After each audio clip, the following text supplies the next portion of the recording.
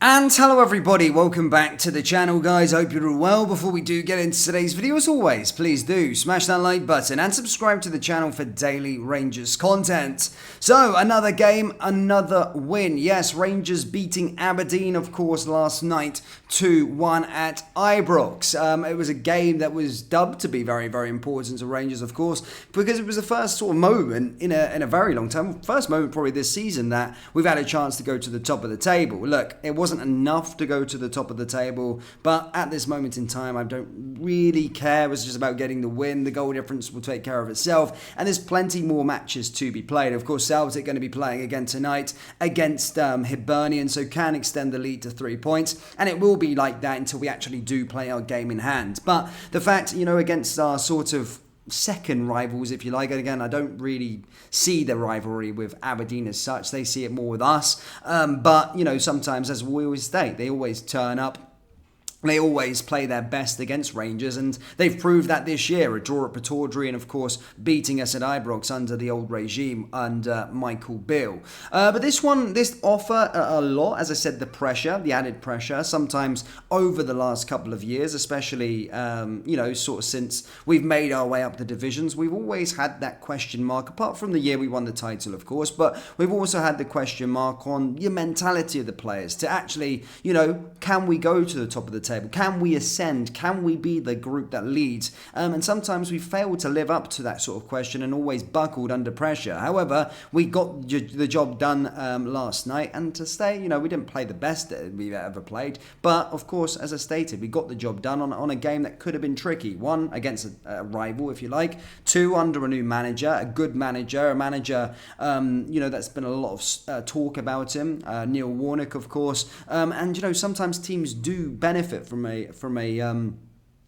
a new manager bounce, and come off the back of drawing against Celtic at the weekend, there would have been high spirits within that camp, and they would have been looking to try and take points off of us. But as I said, we came through the test, we've got the win, and we then move on to the next match. Of course, great to see Rabbi Matondo start to come up with the goals. Now I think it's 2 games in a row for him now scoring goals for us. And as stated at the start of the year, this redemption of Rabbi Matondo has been fantastic to see. The problem is that he's not always been fully fit for us, and if he can stay fit, he's certainly a player that can have a big impact at this football club, and again played very, very well last night. Another player, of course, that's looking like he's enjoying his football is Todd Cantwell, again scoring yet another goal. He's making this a regular recurrence. The fact that we haven't got an out-and-out striker, if you like, the thing that I have noticed under Philippe Clement, we have goals all over the park. A lot of players are coming up with the goods and are scoring goals, and Todd is one of those players that I do feel has got a lot in his locker, a lot of quality in his locker, and was a player that I just felt needed to try and add more numbers to his game, and he's certainly doing that with another goal again last night, and that was enough, of course, to see us take all 3 points. Of course, Bojan Miwiowski again getting a sort of goal. Obviously got the equaliser initially, and it was a poor goal to give away. Look, we still, as I said, we're not the finished article by any means. I do think we have enough to go and win the title, funnily enough, because if you said against the last game against Aberdeen at Ibrox, I would have said absolutely not. But having said that, looking at the players, looking at what we've got, looking at the circumstances across the city, I do believe we've got enough to go and win this title. But having said that, when it gets to the summer, I do think we need to have a look at all areas of the pitch and actually have a bigger overhaul and bring in some more quality in other areas, which is not going to happen overnight. It's certainly not going to happen in the January transfer window, but there's still mistakes that we are making in matches, and it's clear as day that we can still add some quality to this side, which again is always going to be an ongoing thing. But yeah, poor goal to give away, but as stated, we didn't necessarily play our best football, but we still got the 3 points. And I know another cliche saying, but title winning sides do that. They get the 3 points even though they're not playing at their best.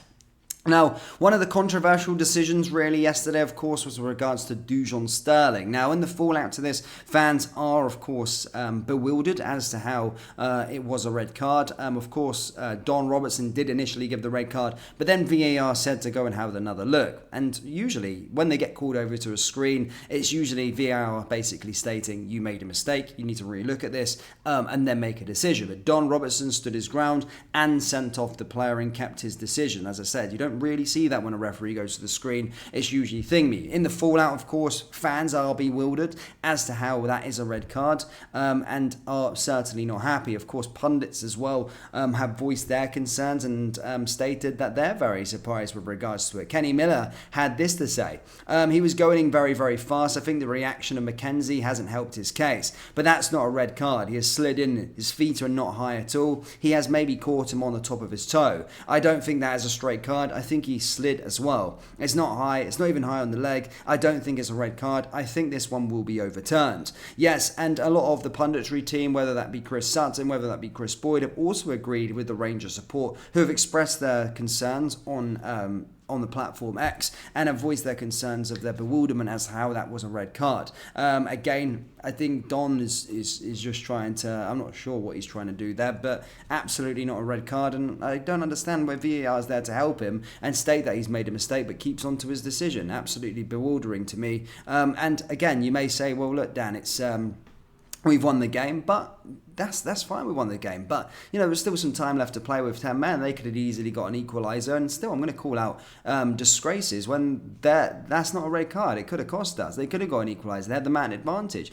And, yeah, that's a problem for me. And going forward, it does seem as though Rangers, of course, are going to appeal this and likely will win this appeal. Philippe Clement was asked about it, of course, after the game, and he said that was a harsh decision for me. He said, Dujon slipped and he hits the toes of the opponent. I didn't see until how many red cards that you touch the opponent at his toes. If I look back, I cannot remember one moment. So that is harsh, and it makes at the end of the game difficult, but it's also a difficult profession. I know that we need to do it every day in training to make decisions. At the end, the referee decides and we need to accept it.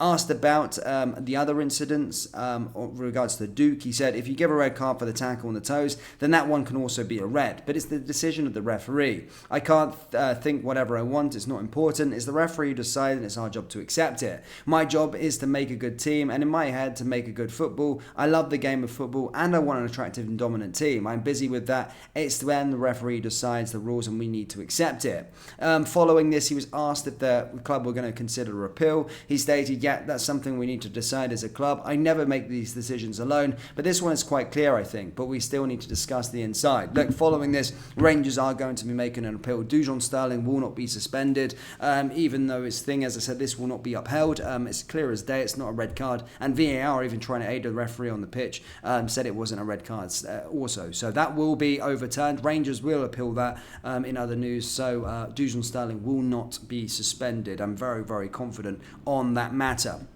But Rangers fans, that's all I've really got for you today. Do let me know your thoughts with regards to the red card. Did you think it was a red card in your opinion? Also let me know your thoughts on the actual result itself. And do you think Hibernian can do us a turn tonight against Celtic? As I said, let me know your thoughts down in the comment section below. That brings us to the end of today's video. As always, please do smash that like button and subscribe to the channel for daily Rangers content. Thank you, and I'll see you all next time. Take care. Peace.